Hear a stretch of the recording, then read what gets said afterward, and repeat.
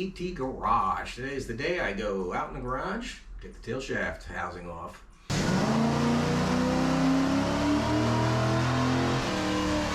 Okay, as I was saying, I'm going to need to get my tail shaft housing off on my 90 C4 Corvette. I got it all up on jack stands, and if you need to know why I need to get that tail shaft housing off, I will leave a link at the end of this video that will take you to the previous video explaining why. But basically, the recap of that is my speedometer stopped working. I thought it was the DSS center. I did some diagnostic or troubleshooting, and turns out the problem is the gear on the shaft inside the transmission slid forward. I will show you what I found after I got the tail shaft housing off and why it slid forward after we go out in the garage and get that sucker off. Okay, here I am removing the exhaust, the mufflers, and eventually I get them off. I go up to the headers, remove the unbolt the header flange bolts, and eventually I get them all off. And there's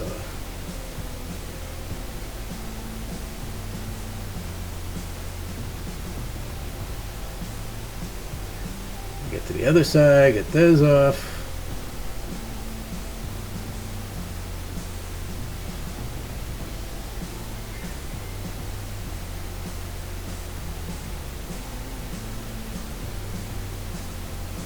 Okay, get the exhaust out from under the car. I put my little electric scissor jack under the trans to support the trans. I find this works really good for supporting the trans or the motor. When the C-beam's unbolted, you can adjust it up and down. It makes it a lot easier to work.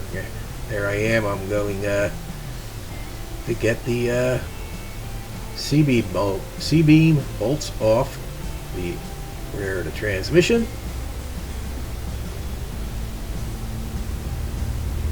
Now I'm underneath the rear of the car, getting the C-beam bolts off the differential. Get that off.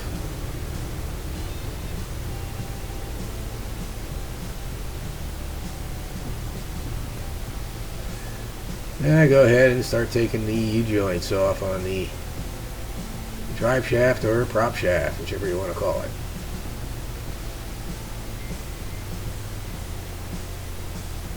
Get them off, drive shafts off. And now I go ahead and start taking the tail shaft bolts off.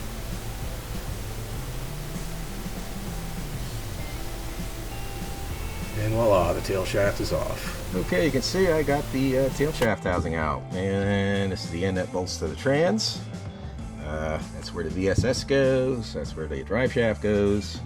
And of course, right along here and there is where the C-beam goes over. When you reinstall these, make sure you use Vaseline. Don't use regular grease. Use it on a seal. If you have a new seal, put a new seal on. Good time if you haven't changed your seal in some time, I advise you change your rear seal while you have this off. And of course, make sure you have a new O-ring on your VSS. This is the original one, and it would go in there. I'm not going to press it in because it's a pain in the butt to get out, but and then this would go over it like that, and that's how it would go in. And screw that, and then you need to use a screwdriver or some type of prying device to pry that out. Now the new one, as you can see, look, the gear just fell off, of course. Go in there like that, and this plate is different. Now you can, depending on the gear you have, you can't take this plate off here and swap it around to the other side, depending on which gear. If you have the white gear for 259 gears, you would swap it around to that side. That's the way this came actually, and then I already swapped it. And of course, remember to put your gear in, and the transmission sideways, the gear isn't going to fall off. But looking at this, I'm glad I test fitted it, because looking at it, this plate here isn't going to work. I mean, it will work, but I'm going to have to notch it out a little bit. There's no way I think that bolt is going to get in there. Yeah, I'm going to have to notch it out. I might be able to get it to start, but yeah, I'm going to have to notch this out in order for this to fit properly. So I'm glad I test fitted it before I stuck it under there and tried messing with it. So that's it. And of course the green gear, when you put it in there, it'll be in there like that, and the shaft goes like that, and then the red gear would go up. When it's in the right position, would contact those teeth. Now I got to get under there and mess with that gear and get it in place. I'll show you that here shortly.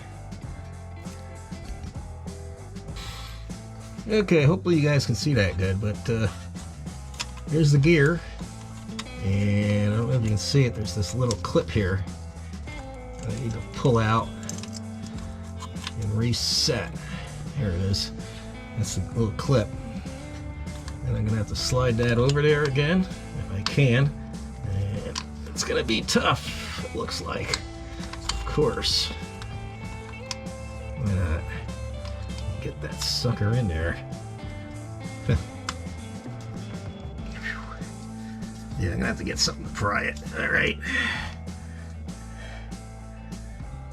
Might even have to put some type of puller on there. That figures.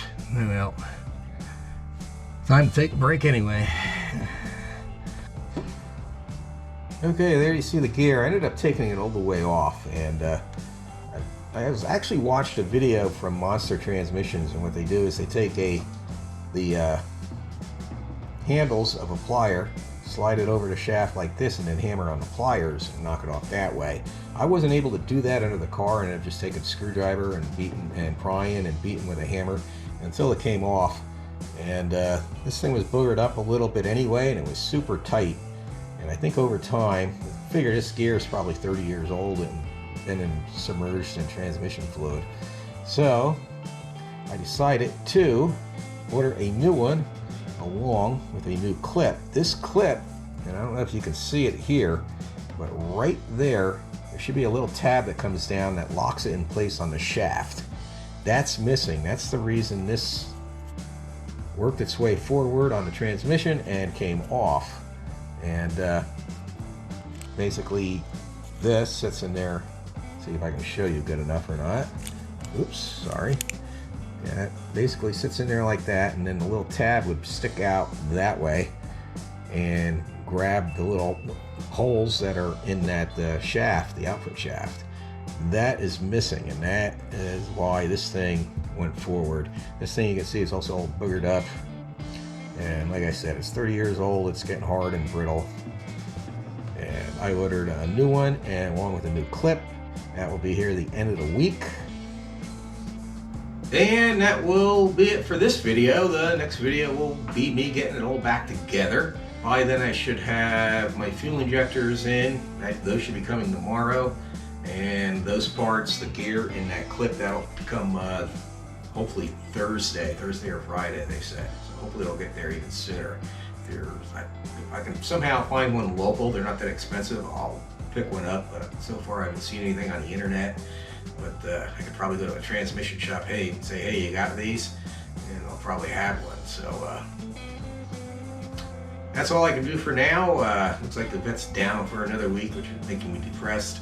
But I'll have it, I should have it up and going by next weekend, so that's a good thing. In the meantime, I want everybody to have a great day. God bless.